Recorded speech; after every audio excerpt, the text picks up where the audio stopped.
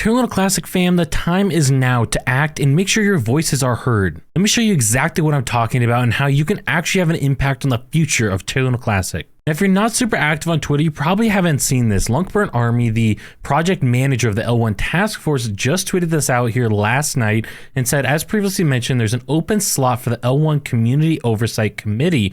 Now, if you're not familiar, this is a group of 3 individuals who will oversee the L1 task force to make sure that they know what the community wants and desires. And it says the following individuals have volunteered to fill the vacant role. And again, if you're not aware, one of the people who was on this L1 oversight committee ended up resigning. And so now there's the open slot where one of these specific individuals can go in and help represent the community to make sure our voices are heard. I'll have this link included in the description down below, but you guys can see very clearly the voting period opened up yesterday and it's going through the 3rd of this next month, which is Friday for me. So you have to go in, register to vote to make sure that you don't double vote. But you can see right here in the top corner, it says 336 people have voted so far, which means if you go in and vote, your vote's actually gonna have some substantial impact. And I know we're very early in the voting period here, but I'd be surprised if this really went above 1,000, which means if we can get a couple of you to go in here and vote, you can actually swing a vote here. You can have great impact as to who gets elected for this position. And again, this is so important because we can make sure that the community voice is heard, the community concerns are heard.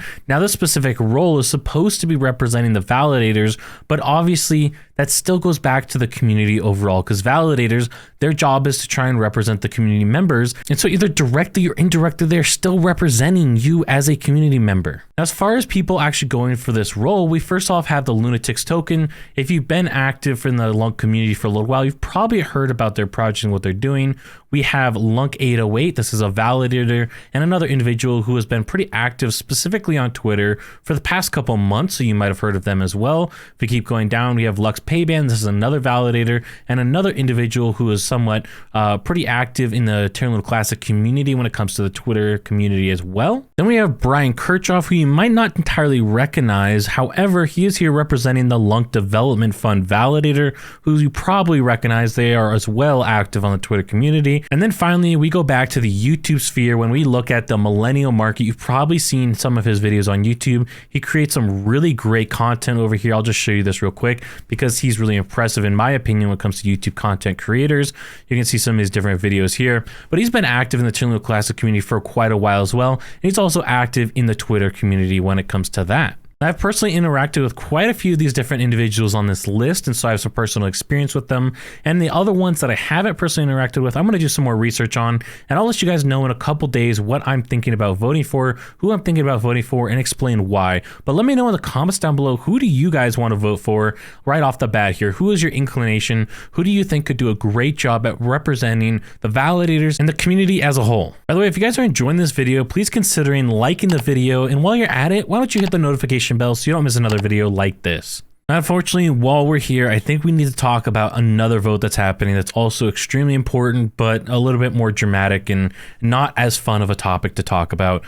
This proposal right here, cease payments to Jacob Gattikin. Now, if you guys have been active on Twitter at all the past couple days, or even YouTube, honestly, there's been a lot of videos about this. There's been a lot of drama unfolding. Jacob used to be part of the L1 dev team or the L1 task force. However, he is no longer part of that. Neither is his company or group, Notional Labs. Now I'll summarize this really simply for you guys. There's just been a ton of drama, and we're not going to get into all of the drama, who's at fault, whatever, but Jacob had a lot of beef that started coming out with all nodes, and then it ended up evolving into beef with Zardar. And so due to this, himself and his team, Notional Labs, has left the L1 task force, and so this setup, in my opinion, seems a little bit extreme. Now, this is starting to say some things like, this proposal is being proposed due to Jacob Gattikin attacking and slandering validators on the Terra LUNC Classic blockchain. And I'd like to be very clear, I personally don't think he is slandering them. I think he went out very extreme. He went with a nuclear option, as some people are describing it, which I think is very fair, very dramatic, very in your face,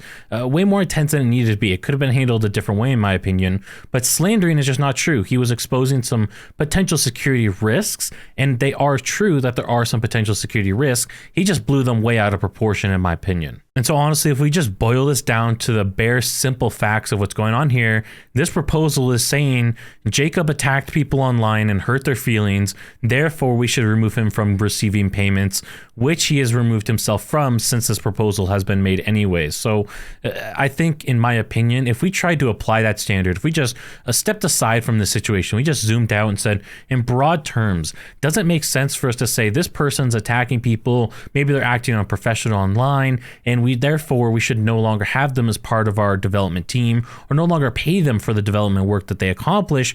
I think if we tried to apply that standard, if we looked at this honestly, we would be left with Ed Kim and that's it. Everyone else, to some degree, is guilty of attacking some people or hurting some people's feelings or doing things online that just are not exactly ideal, to put it lightly. So I believe if this proposal was to pass, this would set a really bad precedent, and that's why personally I would encourage people to vote no or no with veto on this proposal, depending on how you feel, because at the end of the day, this is just not a productive proposal, at least not in the current state, because one, we shouldn't set up a standard where people hurt people's feelings online, therefore we're going to entirely remove them from the structure entirely, and two, he has already stepped down, so this is no longer needed. We don't need to put this forward because him in Notional Labs is no longer part of the L1 dev team. They have officially resigned. On a little bit of a brighter note, however, we have made some massive strides towards meeting the demands of the Binance burns so that Binance will continue burning Terra Classic very shortly. If you guys want to hear about those updates and the last few steps that we have to take to fully meet the Binance request, check out this video up here and I'll catch you all in the next one.